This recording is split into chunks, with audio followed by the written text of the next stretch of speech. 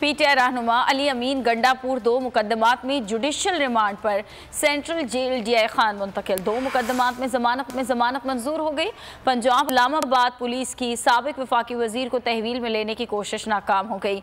अली अमीन गंडापुर ने बोल न्यूज़ से खुसूसी गुफ्तगू में कहा कि अदलिया पर पूरा एतमाद है, इंशाअल्लाह इंसाफ मिलेगा।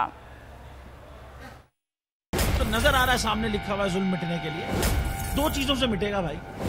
एक, अदल की कुर्सी पे जो लोग बैठते हैं ना, वो अदल के हिसाब से फैसले करने लगे। दूसरा, कौम निकल खड़ी उस जुल्म के खिलाफ, तो जुल्म खत्म हो जाएगा। या इन दोनों में से कोई एक चीज हो जाए या दोनों हो जाए। अगर 420 का मुकदमा था, उस वक्त अदलिया में जो लोग बैठे हुए केस देख रहे थे, वो पूछते ना यार चीट हुआ कौन है। जब उनको दिखता कोई चीट नहीं हुआ, केस खत्म कर देते। तो जालिम जुल्म कर ही नहीं पाता। 9 जजेस ने नोट बिफोर किया मेरे केस को यार, 1.5 साल चला।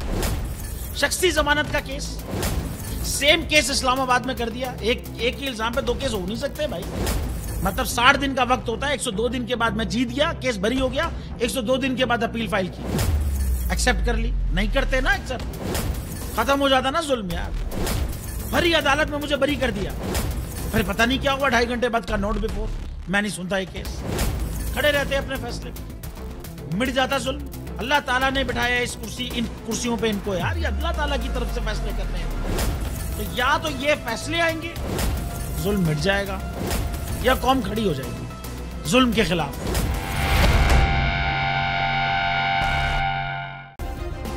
सब्सक्राइब करें और बेल दबाएं ताकि कोई खबर रह न जाए।